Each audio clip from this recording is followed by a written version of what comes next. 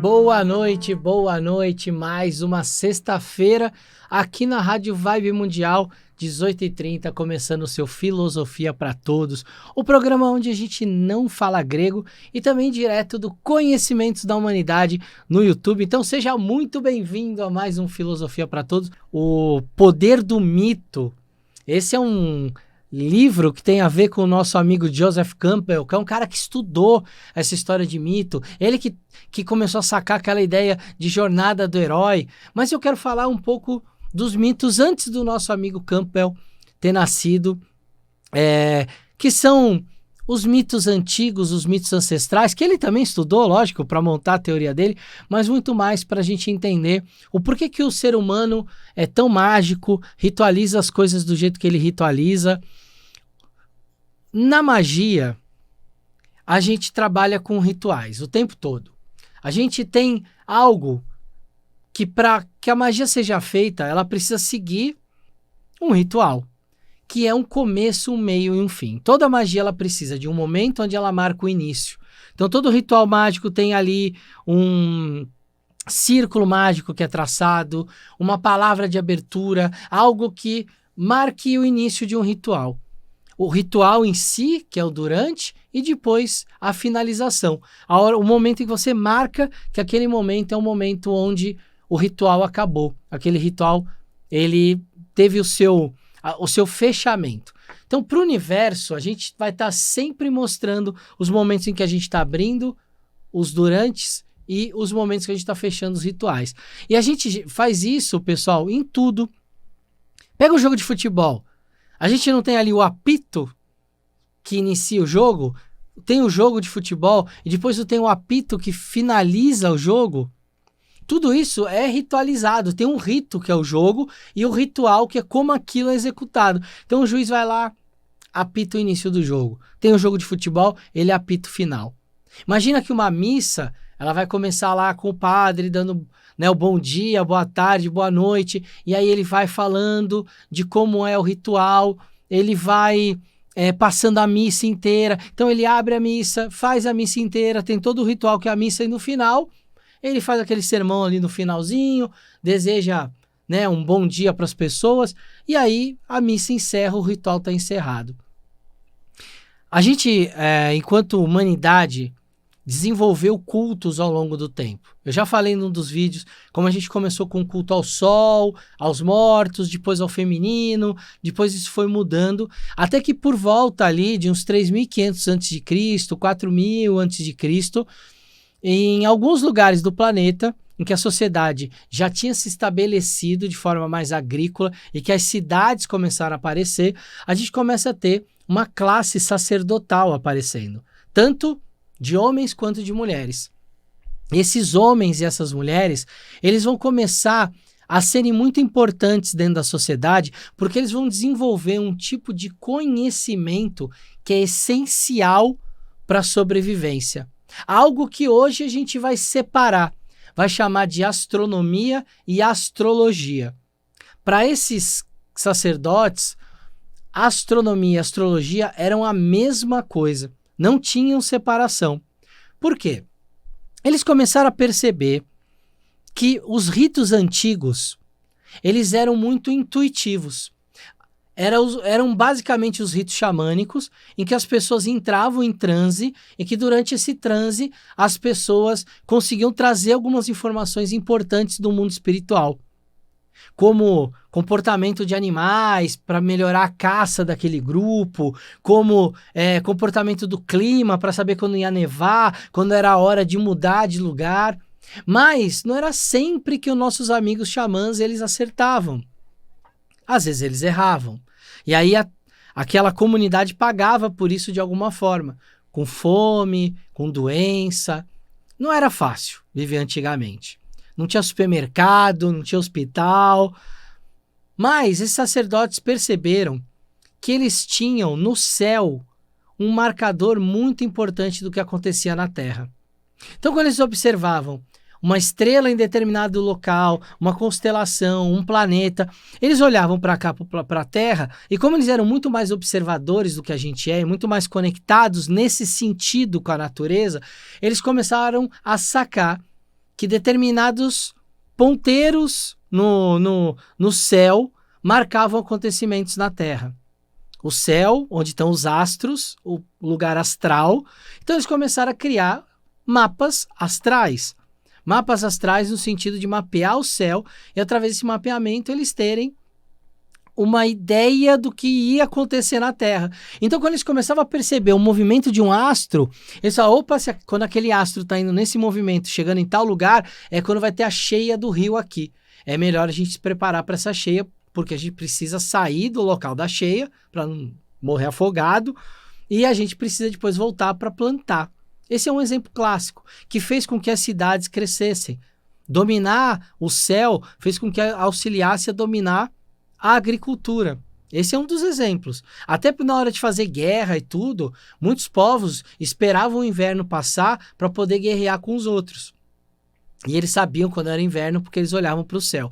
E aí eles começaram, essa classe sacerdotes começou a usar essa observação do céu para ver como as pessoas se comportavam naqueles momentos. E aí, olha só, com os caldeus, dentro do Império Babilônico, que vai começar o que a gente vai chamar basicamente da astrologia que a gente tem hoje, que é olhar para o céu e perceber como as pessoas se comportam na Terra. Fazendo essa conexão entre isso, eles começaram a descobrir que as pessoas se comportavam de determinadas maneiras dependendo de onde e de quando elas nasciam.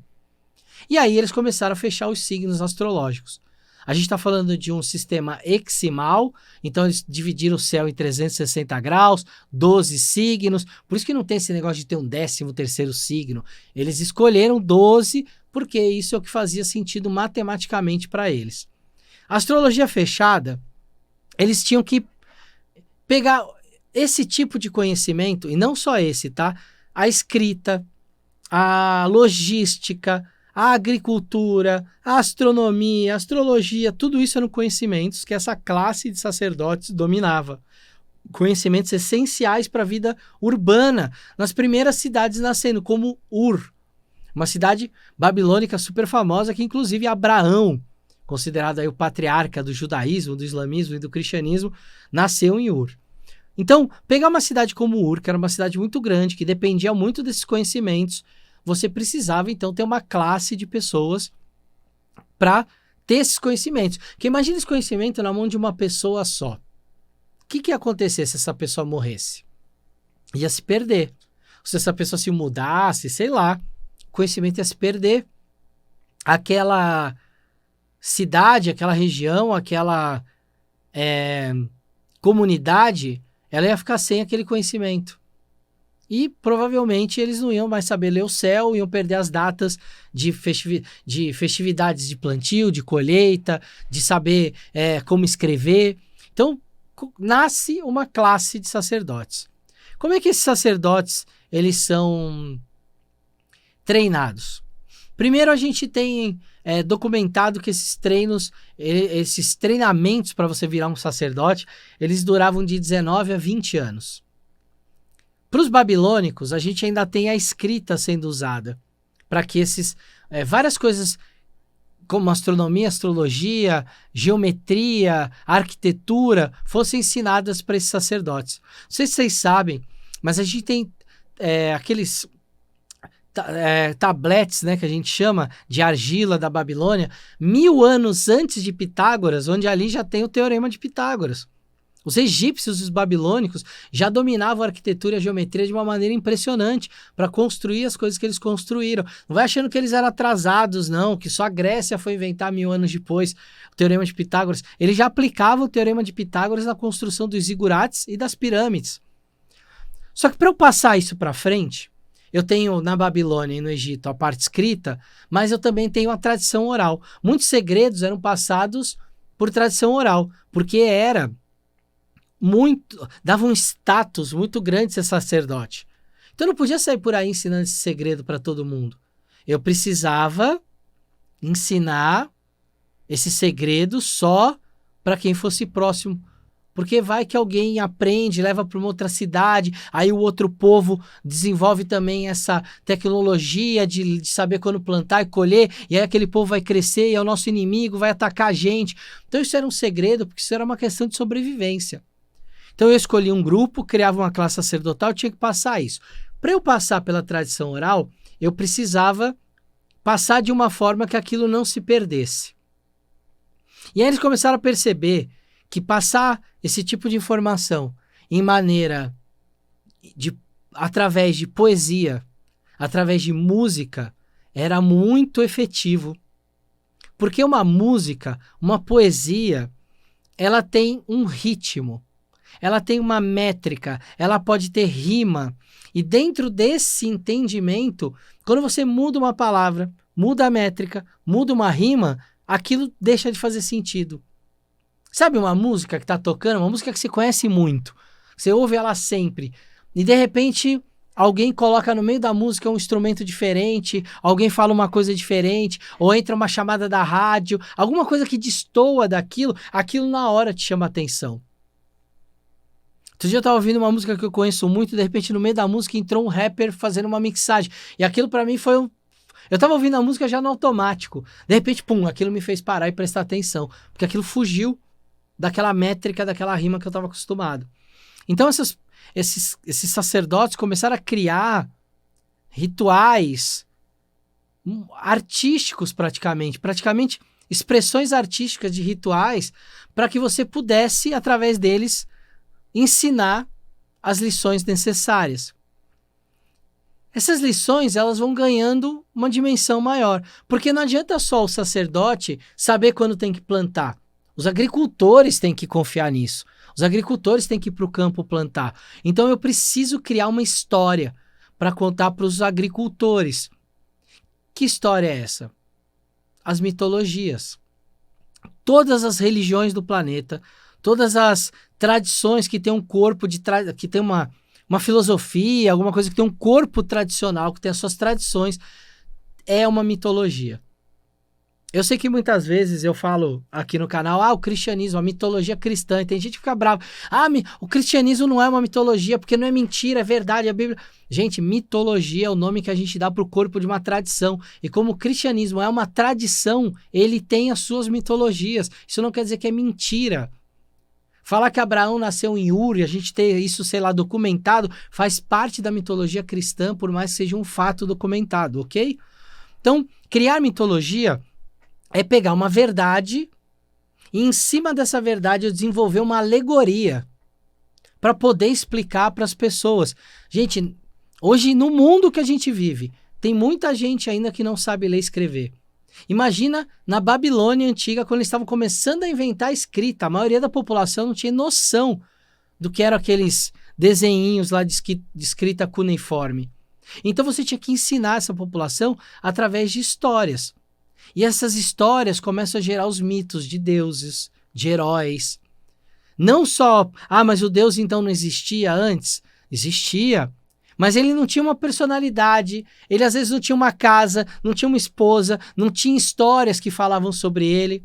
Sabe quando você pega, por exemplo, Zeus na mitologia grega, que é casado com Hera, que reina em cima do Monte Olimpo, que tem as várias histórias deles de guerra, de batalha, a titanomaquia, né, que é a briga dos olimpianos contra os seus ancestrais, os titãs, as histórias dele com a Europa, com a esposa de Anfitrião, que vai dar a luz a Hércules como um filho dele. Todo esse corpo de histórias, ele é um corpo que cria e solidifica a mitologia. E aí ele ensina pra gente lições.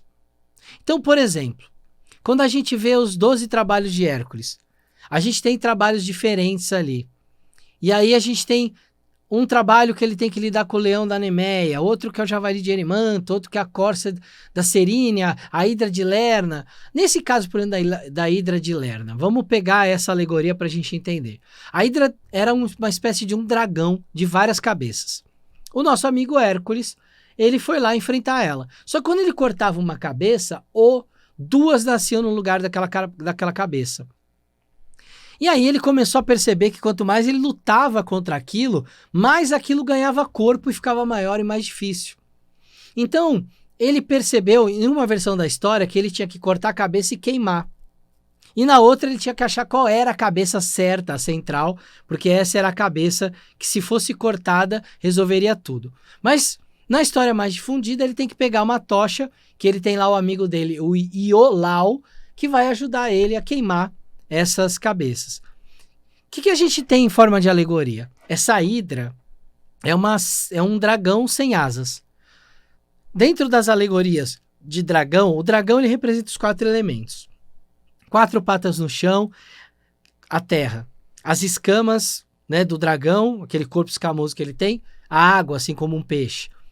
O fogo, né, ali que ele tem o bafo de fogo, o fogo, né, enquanto o mental, né, a terra enquanto o físico, a água enquanto o emocional, o fogo como mental, o espiritual, dependendo da tradição, e ele voar, o trânsito pelo ar, como o ar, o mais sutil, o espiritual ou o mental.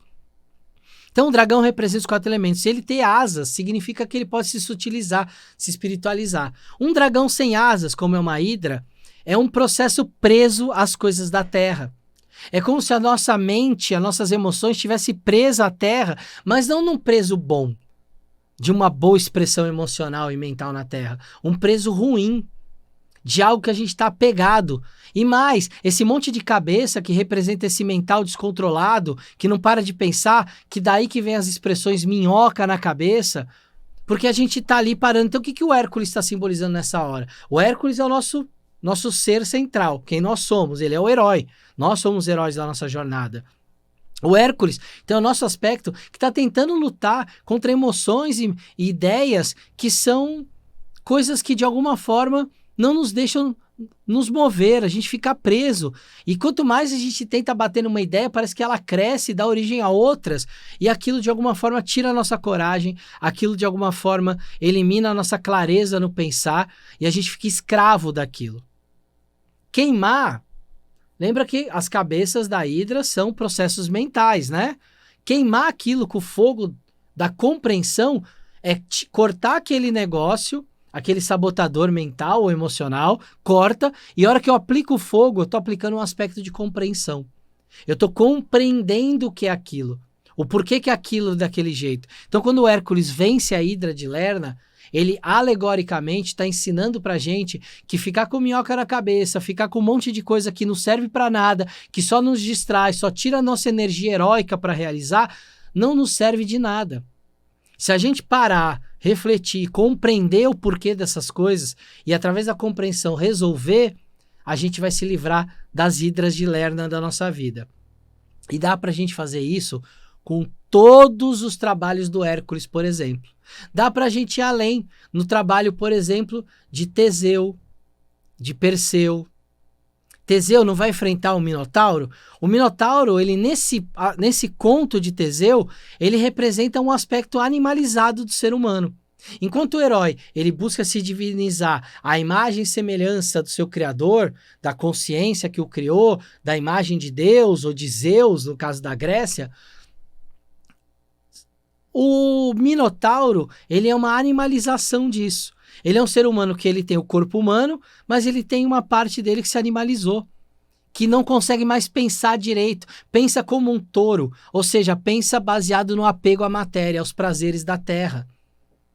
Então, o fio de Ariadne, aquele fio prata, que é um fio que está muito associado a tradições de projeção astral e tudo, dizem que Ariadne é como se fosse a mente dele, a psique dele, que está ensinando a ele como ele chega no centro do problema, que é o labirinto, e lá ele resolve esse lado animalizado dele que descontrola ele.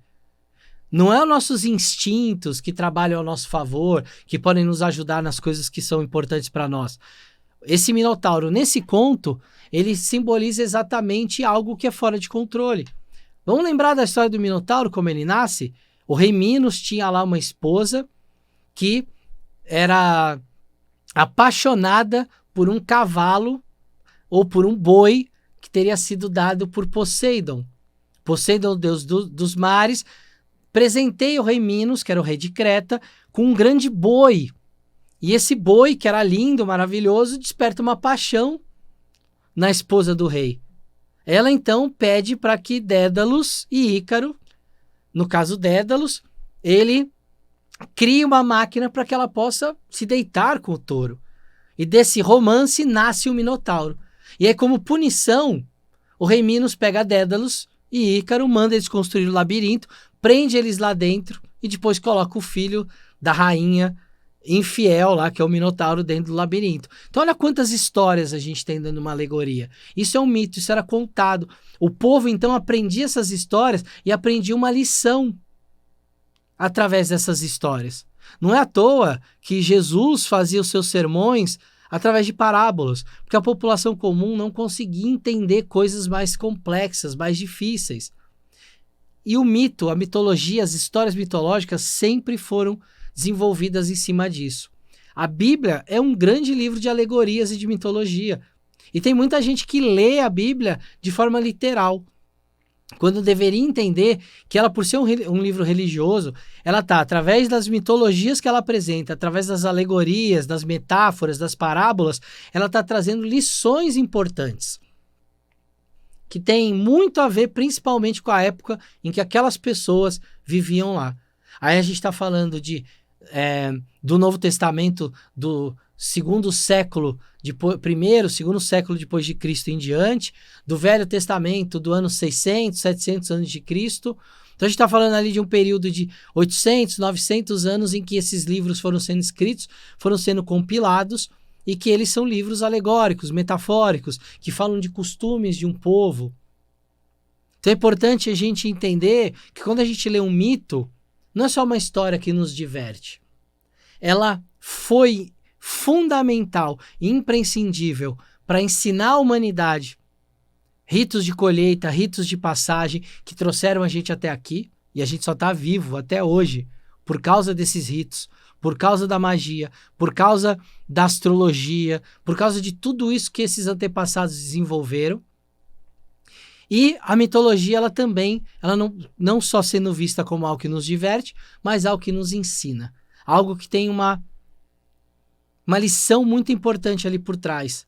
Algo que, de alguma forma, tem na sua alegoria uma lição que serve à humanidade. Então eu espero que vocês nunca mais olhem do mesmo jeito a história de Perseu matando a Medusa, a história de Teseu enfrentando o Minotauro, a história de Hércules, a história de Zeus, de Hermes, de Apolo, enfim, de Hera, de Afrodite, de Ártemis. Espero que vocês vejam isso como uma maneira de trazer conhecimento e aprendizado para vocês, tá bom? Ficamos por aqui, então, com mais um Filosofia para Todos, aqui direto da Rádio Vibe Mundial e do Conhecimentos da Humanidade. Não se esqueçam de procurar sobre as nossas viagens, lá no cdh.tv.br/viagens, e também sobre o Colégio Magístico Inismon. Um beijo no coração de vocês, a gente se vê no próximo programa. Até lá!